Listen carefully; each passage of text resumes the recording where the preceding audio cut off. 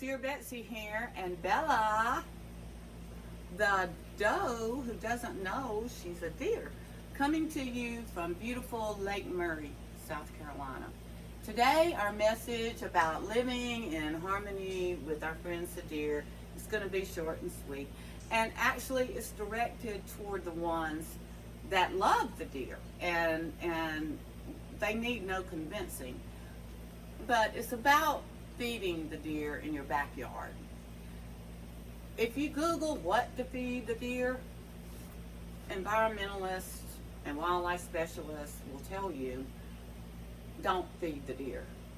Not the wild deer, don't feed them.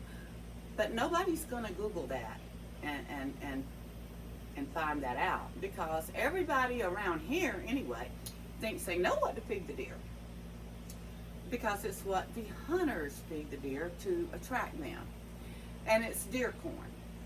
I'm not bashing hunters.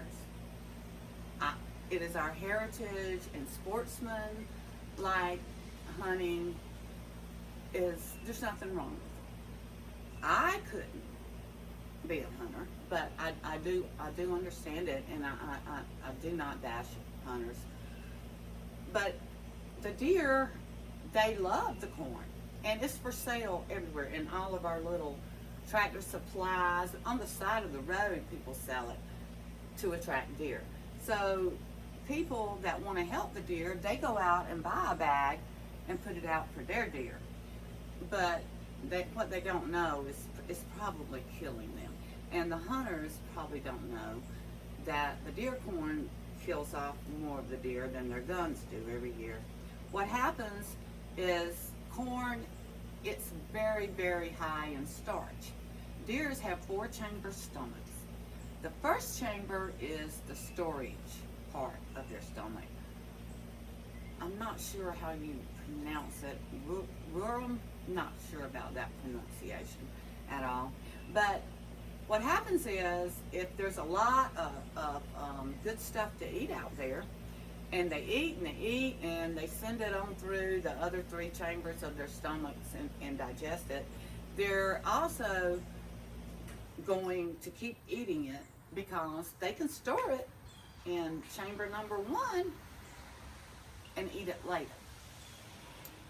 When it's stored in chamber number 1, it gives off some kind of chemicals that it starts a reaction that continues to the other 3 chambers of the stomach, and eventually the deer will die.